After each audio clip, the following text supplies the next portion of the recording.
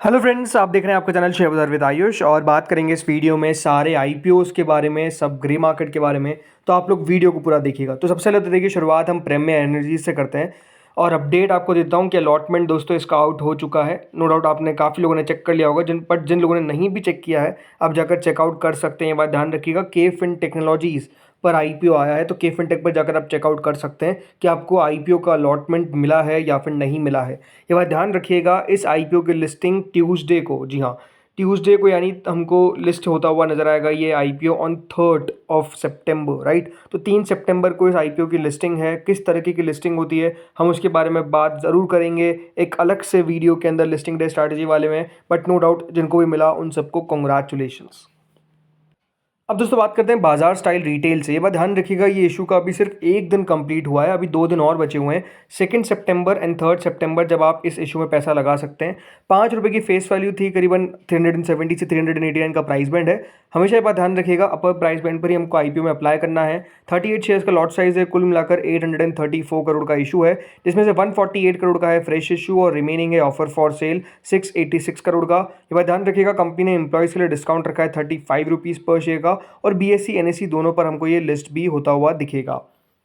जो कल दोस्तों पहले दिन का सब्सक्रिप्शन निकल कर आया था, इसमें क्यूआईबी कैटेगरी ने करीबन 70% इस इशू को सब्सक्राइब कर दिया, करीबन 116 करोड़ रुपए क्यूआईबीज ने इस इशू में डाल दिए हैं। इसके अलावा दोस्तों एचएनआई कैटेगरी करीबन 47% तक बढ़ती हुई नजर आई है, कुल मिलाकर 60 करोड़ रुपए डाले हैं। और इसके अलावा रिटेल कैटेगरी ने 85% दोस्तों इस इशू को भर दिया है, 247 करोड़। ये बात ध्यान रखिएगा, कंपनी के अंदर एम्प्लॉय कैटेगरी भी है और एम्प्लॉय कैटेगरी ने अभी तक 6.26 टाइम्स इस इशू को भर दिया, यानी करीबन 6.88 करोड़ के आसपास डाल दिया है। कुल मिलाकर 73% दोस्तों ये इशू भरने में कामयाब हुआ है, यानी करीबन 429 करोड़ रुपीज़ जो है वो बेसिकली इस इशू में आ चुके हैं। यानी हम समझ सकते हैं कि कंपनी के अंदर पैसा तो अभी तक शुरुआती दौर में अच्छा है, बिकॉज ये बात ध्यान रखिएगा 2 आईपीओ का पैसा लगा हुआ था। तो अब नो डाउट प्रीमियर का जिनको नहीं मिला है अलॉटमेंट, वो पैसा सीधा का सीधा देखिए यहाँ पर हमको शिफ्ट होता हुआ दिखेगा। एंड सेकेंड डे यानी आप 2 सितंबर से नो डाउट एक बहुत अच्छा सब्सक्रिप्शन देखेंगे इसके अंदर।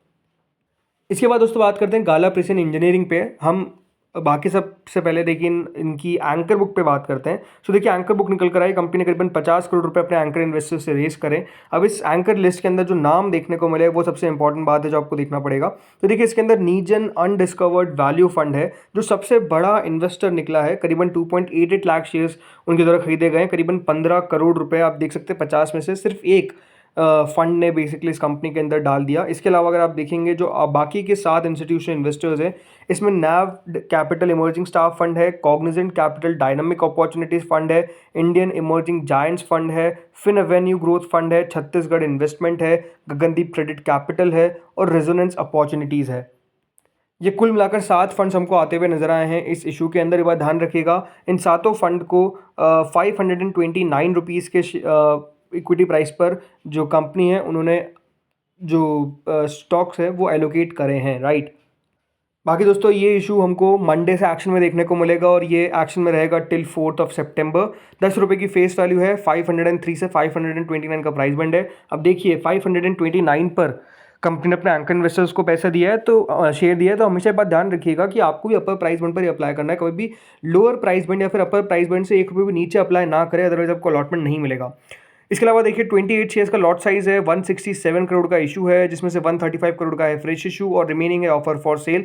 तो नो डाउट एक बहुत स्मॉल साइज का मेन बोर्ड आईपीओ है, बट एक्शन में रहता हुआ तो हमको ये नज़र आएगा।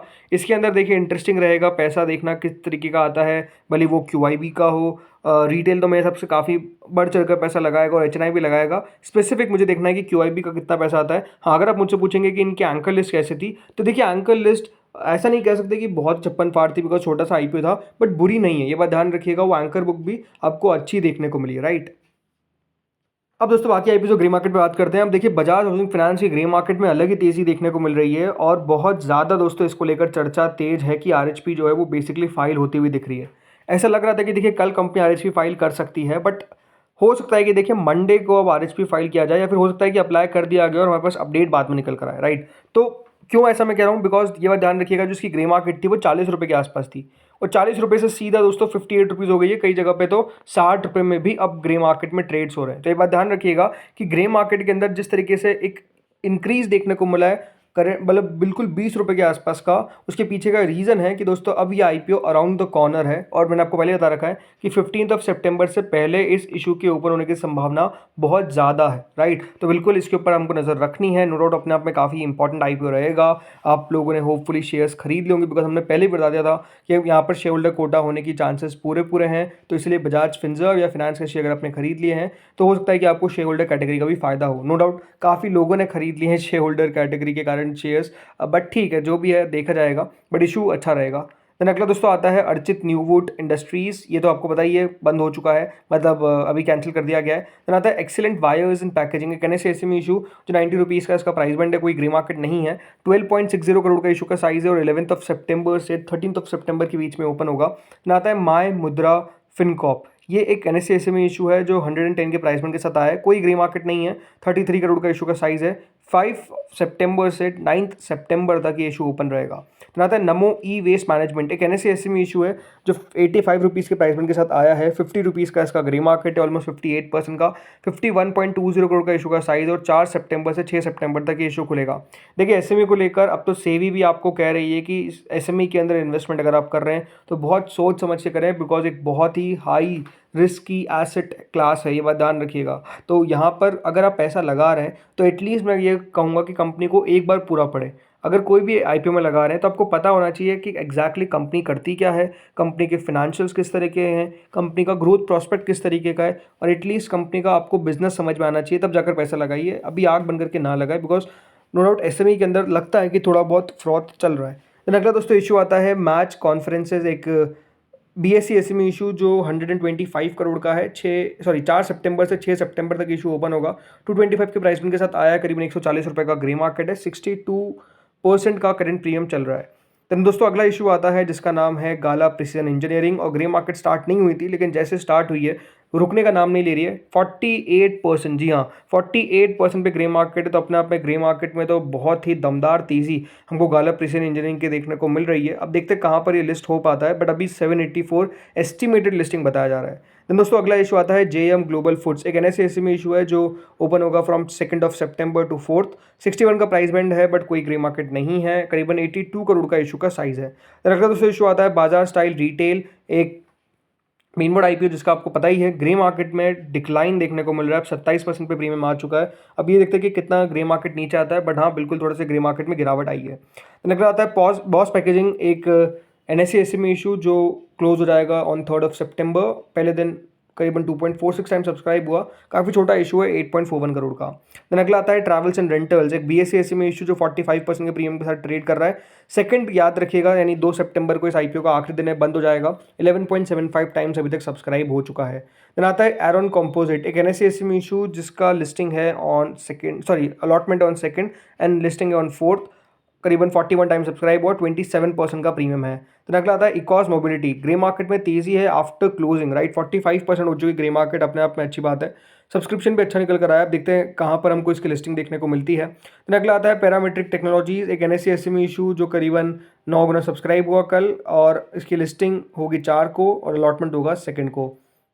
देन अगला आता है वी डील सिस्टम्स, एक NSE में इशू जो 26-27% के साथ हमको ट्रेड करता हुआ नजर आ रहा है। अब इसकी भी दोस्तों याद रखिएगा लिस्टिंग है ऑन 3 सितंबर, 27% का प्रीमियम है। देन अगला आता है प्रीमियर एनर्जीज, ग्रे मार्केट देख के चौंकिएगा मत, 106% का प्रीमियम चलता हुआ नजर आ रहे हैं। अपने आप में आप समझ सकते हैं दमदार प्रीमियम इस इशू का देखने को मिल रहा है। जिनको भी मिला उनकी हम कह सकते हैं चांदी लग गई, बिकॉज अपने आप में एक बहुत अच्छी लिस्टिंग होने वाली है। मेरे हिसाब से तो देखिए साफ है कि ये 100% से ऊपर ही खुलेगा। अब जितना भी ऊपर खुलेगा ये बोनस आप मान के चलिए।